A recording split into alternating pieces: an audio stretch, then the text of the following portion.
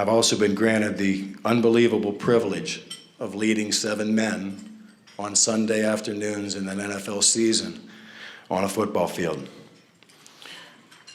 That privilege was granted to me by our guest speaker. There's only been 25 men with that privilege in my 14-year career. And that is so humbling and such an unbelievable responsibility, I can't express that. And I'm grateful for it. I was also given the opportunity to become the first referee in the NFL to ever have a family member or a brother on his crew. And a funny story. 3rd year in the NFL, I get a phone call from Mike Pereira. He's now with Fox Broadcasting. He was the supervisor of officials. Gene, it's Mike Pereira. Yes, Mike. I'd like to offer you a position to become a referee in the NFL. This is only my 3rd year. I hadn't even landed from the cloud of being invited to be a member of the NFL 3 years before, and now I'm getting a phone call to actually be a referee in this league. Names like Jim Tunney, Pat Haggerty, Jerry Markbright, Red Cashin. They're my Michael Jordans. See, I grew up with a father who refereed both sports for 30 plus years. So we watched every referee. Tony and I sat in the backyard and I pretended I was Joe Namath. He pretended he was Lenny Dawson. But at the end of the day, we both pretended that we were a referee or an official in a sporting event because that's what we watched as kids. We look back and see the players that played back then. We can't believe that they were on those fields, but we were so gravitated to our father and the officials that some of that was just remiss. So we really were, it was an amazing opportunity. And so often when we'd get to a college campus, my mother would take us to the libraries or to the communities and walk Boston and go sit in the Ivy League libraries. And that exposure was surreal as a young child. The self-esteem it built, the notoriety it built when you went back to school and someone asked, has anyone seen the Liberty Bell? Sure, I was there last week. My dad had Temple. It did something for your confidence. So it's been a great gift for us. So anyway, Mike calls, I'd like to make you a referee. Oh, speechless. I'm humbled, Mike. Yes, thank you so much for the opportunity. He said, wait, I've got better news. I said, what could be better?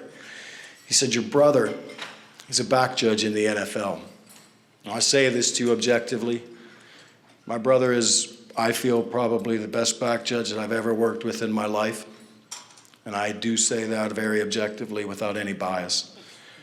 So I know why Mike was putting Tony on my crew, because I wasn't really ready to be a referee. So all good leaders have a silent leader. Sometimes in different facets of your life, it's your spouse or your significant other. Sometimes it's a child at times. On the football field, a referee, if he's smart, he has a member of his crew who's kind of his silent sounding board. So he's the silent leader, kind of like most of you wives and mothers are. Well, Tony is that guy. He's been that brother to me all along. See, I was a pitcher. I was a point guard. I was a quarterback. Tony was a receiver. He was a number 3 forward. He liked to give assists more than he liked to shoot. But now all of a sudden I had this opportunity to be on a football field with my brother in the NFL. Certain dreams you can't even fathom to have. And now this was going to become a reality. You know, once I got into the league a couple years behind Tony, I remember us kind of thinking, it would be wonderful if we could just work a preseason game together. Just bring the family. Now I'm going to work an entire NFL season and look 25 yards down the field at my big brother. It was a surreal moment. I couldn't wait to hang the phone up and call my mom and dad. So I did. Hung up. Mom, it's Gene. Hi, honey. How are you? I'm doing well, Mom. Mom, you're not going to believe this. Mike Pereira just phoned me. They're going to make me a referee in the NFL, I said. Oh, honey, that's great. Oh, my gosh, I'm so happy for you. I said, wait, Mom, it gets better. They're going to make Tony my back judge. It's complete silence.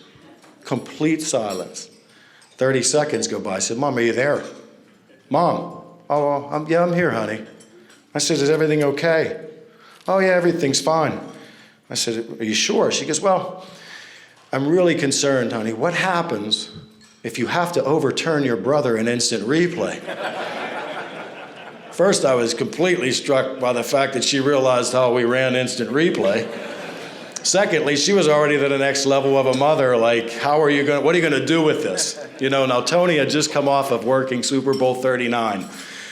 And now he's my back judge, and I don't think he'd been ever overturned in his career at this point. And I said, Mom, what would make you think that a brother who's 4 years my senior, that did what most brothers did to little brothers as we grew up, what would make you even think for 1 second that I would want to overturn my brother in front of 15 million people on live television? Fast forward to week 3, we're in Miami. Brett Favre rolls out to pass. He throws a 50-yard ball to Donald Driver. Driver makes an amazing play. He's in the end zone. Naturally, as a referee, you're 60 yards away. You have no idea what's going down on the field that far away from you. But you're going to have to talk about it probably in 10 seconds without ever seeing it. I look up kind of at the end. I see Tony and his perfectly emphatic signaling, hitting the ground and saying it's incomplete. Brett Favre's next to me. We're kind of jogging down the field, and Favre, who was a wonderful person to be on the field with, is looking, going, Gene, he caught that ball as we're jogging. He caught it, Gene. I looked at Brett and said, Brett, if that's how you feel, tell Coach McCarthy to dump the red flag. You have a challenge. So we're still running. Next thing I know, he's yelling to McCarthy, throw the flag, throw the flag. Out comes the red flag. Into replay we go. Now, Tony and every referee, the logistics of instant replay, as the referee goes under the hood. At this day and age, there's a curtain for a reason. I do have bifocals now, so if any of you look under that curtain and see me put my bifocals on, don't tell anybody. It'll be our secret.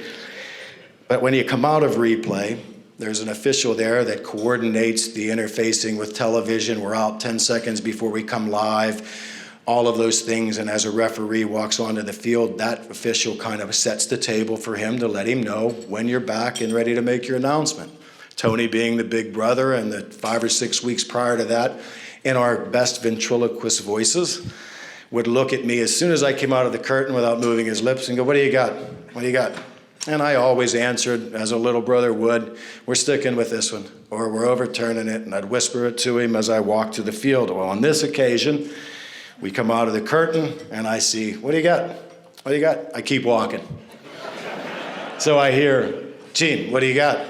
Hey, Gene. Now I'm starting to put myself onto the field knowing that he can't follow me inside those white lines now because we're going to come back soon. So I just kind of turned, and I said, just let me know when we're back from TV. And this look was the look that I remember when I was 10 in the backyard, praying that my mother didn't lock the door because I was going to have to get in that house pretty quick. So I spun at him. I said, just let me know when we're back. And he goes 5 seconds and we'll be back. So I stand on the field and click on the mic. After review, the ruling is the receiver maintained possession of this catch. It did not hit the ground, and the ruling is a touchdown. Favre runs the last 30 yards, picks Donald Driver up. I think it might have been the first time he ever did that act. Proceeded to carry Driver off the field, and off to the extra point we go, where Tony's under the upright, kick the extra point. I punch 3 waves, punch out for TV.